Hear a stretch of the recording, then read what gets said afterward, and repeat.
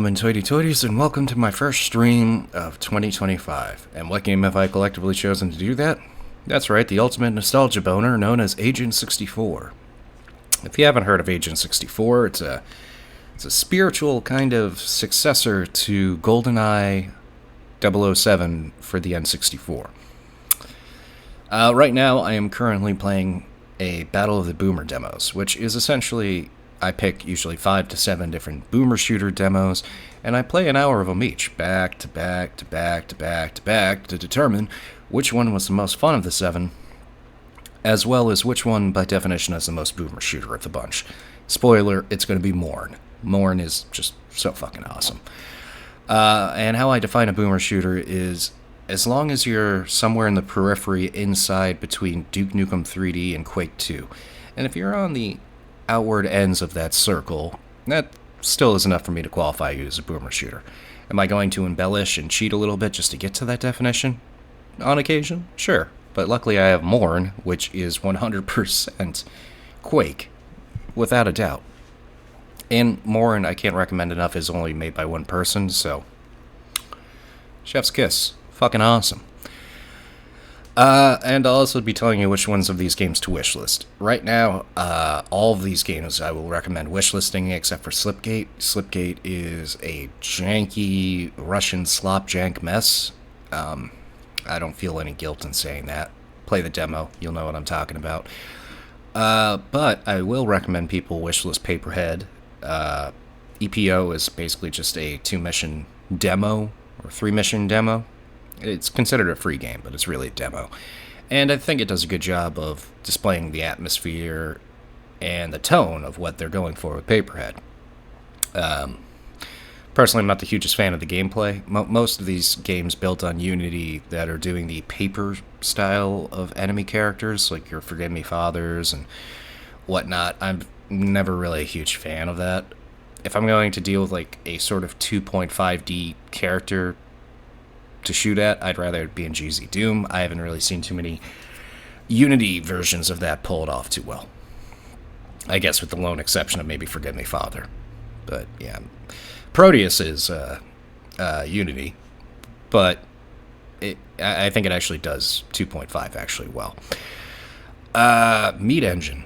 Meat Engine is essentially a Boomer shooter trying to be Scorn on the PS1, and it pulls that off. Gameplay is fine. I think if I have any issues with it, it mostly comes down to the excessive amount of platforming. Very Doom Eternal, but where Doom Eternal took these kind of platforming segments to make the game longer, Meat Engine just kind of doubles down on that, and I'm not a big fan of that. I'd still recommend wishlisting it. Fun game. Morn. It's Quake. It's fucking awesome. It's Quake, a little bit of Unreal. Probably one of the best rocket launchers I've used in quite some time. Shotgun's phenomenal. Every gun in Morn, outside of the electric wand and the weird axe bolt gun you get, I never use those two, but every other weapon, from the dual revolvers, the nail gun, chef's kiss. Fucking perfect. And Slipgate is Russian slopjank. Best way I can put it. And Gravelord is another very impressive game. It's very, I don't want to say Metroidvania, but level exploration kind of goes in that way. There's secrets in the game as well. I didn't find anything in the variety of guns early, but there are at least secrets. It's still kind of technically linear, but it does enough to make you think it isn't. And it's a fun game. Great level design as well. Shooting is phenomenal. The voice actor doesn't piss me off, which is a rare thing to say with these Boomer shooter games. And now we're going to be playing Agent 64, which again is a spiritual successor to GoldenEye 007, which I've had this demo now for about a year, and I just haven't wanted to play it for the simple fact that I'm very skeptical this will work. 007 or GoldenEye is a slow game, and for a reason. It was made for the N64 controller. So you really didn't want your game to be fast-moving. You wanted it to be where you had this little square aimer, and you'd hold down, I think it was like the L button on the top of the controller just to aim, and you would be stationary for that time being. I think Perfect Dark might have done it better when it came to actually walking and shooting at the same time, but it's very archaic in design. And I'm not sure who wants a GoldenEye 007 spiritual successor, because that game came out in, I believe, 97 or 98. We're going on 27 years since the original. Is that something really people are that nostalgic for? I guess. I mean, shit, Xbox is going to be releasing out a new Perfect Dark game for some reason. So, I don't know. But I'm going to remove my camera. I'm going to let the demo do the speaking for itself. We'll be playing this for an hour or up until completion. It's my first time playing, and hopefully it's good.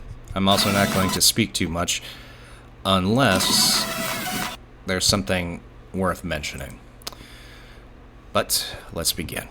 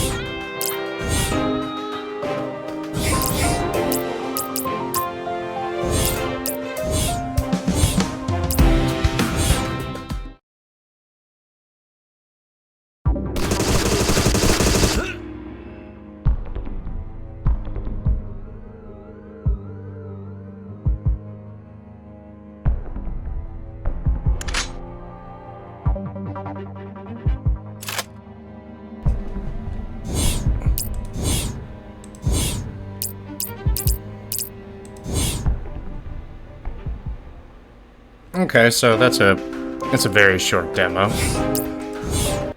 But if I'm gonna be directly honest, it definitely gives me a good idea of what they're going for. Which, if I'm gonna be honest, this is Nostalgia Boner, the game.